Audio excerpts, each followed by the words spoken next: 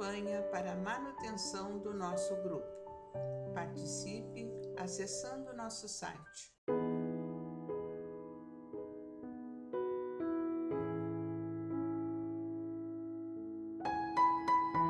Sejam bem-vindos ao canal do YouTube do Grupo Espírita Francisco Xavier e às leituras que desenvolvemos aqui neste canal. Hoje vamos estar lendo para vocês, ou na companhia de vocês, o livro Seara dos Médiuns, da Lavra Mediúnica de Nosso Irmão Francisco Cândido Xavier, transmitido pelo seu mentor Emmanuel. O texto de hoje será o texto de número 40, que traz por título O Verbo e a Atitude. Esse texto foi coletado na reunião pública de 13 de 6 de junho de 1960. E ele fala alguma coisa, ou complementa alguma coisa da questão 263. Disse um grande filósofo: fala para que eu te veja. Muita gente acrescentará: escreva para que eu te veja melhor. E ousaria dizer: age para que eu te conheça. Julgarás o amigo pela linguagem que usa. Entretanto, além da apreciação vulgar, todos necessitam do justo discernimento. Marat falava com maestria, arrebatando o ânimo das multidões, mas instigava a matança dos compatriotas, que não lhe esposavam as diretrizes. Marco Aurélio, o imperador chamado Magnânimo, escrevia máximas de significado imortal. No entanto, ao mesmo tempo determinava o martírio de cristãos indefesos, acreditando com isso homenagear a virtude. Werther de Goethe é um poema de magnífica expressão literária, mas não deixa de ser vigorosa indução ao suicídio. As declarações de guerra são, de modo geral, documentos primorosos lavrados. Todavia, representam a miséria e a morte de milhões de pessoas. Há jornalistas e escritores que figuram na galeria dos mais sábios filósofos, e apesar disso, molham a pena de sangue e lama, para gravar as ideias com que acentuam o sofrimento da humanidade. Tanto é possível escrevermos certo sem obsessão do dicionário. A gramática é a lei que preside a esfera das palavras.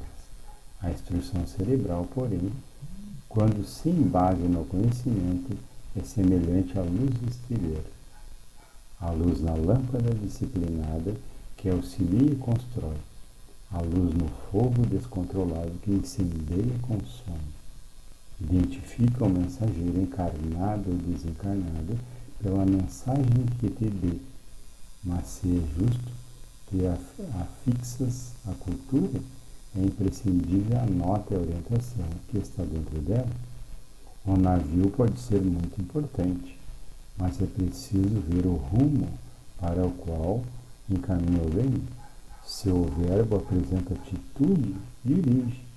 É por isso que Jesus nos advertiu: seja o vosso falar sim, sim, não, não.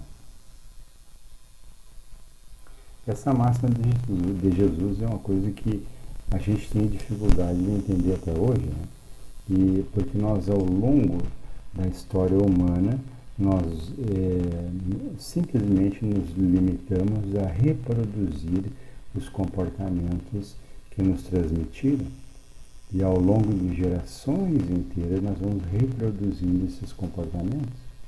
E atualmente é muito difícil a gente fazer uso da palavra não, e é muito difícil às vezes dizer não para os nossos filhos. E hoje em dia os conflitos educacionais, os conflitos psicológicos, as desavenças, as desarmonias no lar, não vamos falar numa sociedade inteira, na maior parte das vezes é pelo fato de haver uma desregulação comportamental. Não há regras, não há o uso do não bem empregado, bem explicado, e do sim feito com responsabilidade.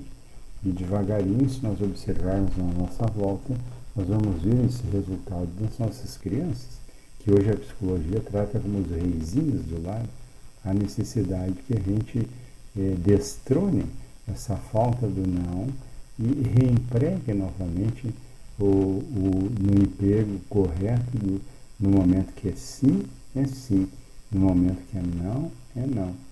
A ausência do não, se eu não empregar ou não concordar com tudo para essa geração que está aí, eu vou destruir o nosso futuro. Hoje em dia os adultos, os jovens da atualidade, eles se frustram com a palavra não, se revoltam com a palavra não. As pessoas não sabem ouvir o não. E normalmente quando se ouve o não se leva do lado pessoal. Não, isso é comigo, isso é contra mim. Nós temos essa possibilidade de ainda dificultar mais a nossa situação. E à medida que eu ouço um não, seria como um término de qualquer comunicação e de qualquer possibilidade de, a partir dali, o relacionamento se desenvolver, se esclarecer, evoluir para um momento melhor. E por isso necessitamos, hoje em dia, tanto do terapeuta familiar, do terapeuta individual, do terapeuta social e de leis que regulem esses comportamentos, ao ponto de uma sociedade inteira adoecer. E às vezes adoecemos pela falta de amor. Se formos olhar nos atendimentos de psicologia, junto aos psicólogos e conversar com eles, vamos ver que de 20 consultas agendadas, só vem realmente buscar o tratamento, de 100 consultas agendadas, só vem buscar o tratamento 20, 30. Os demais desanimam no meio do caminho. Às vezes a pessoa não quer assumir a responsabilidade de ouvir o não e entendê-lo onde está a razão e a atitude correta dentro daquele não.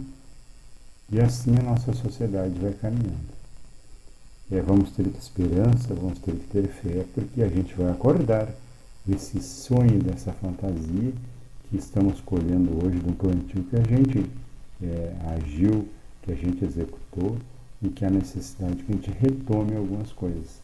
E a autorregulação é uma coisa que tem que ser realmente readquirida, reinventada para essa sociedade contemporânea. Por hoje era só, fiquem com Deus, fiquem em paz e até o nosso próximo encontro. Campanha para a manutenção do nosso grupo. Participe acessando nosso site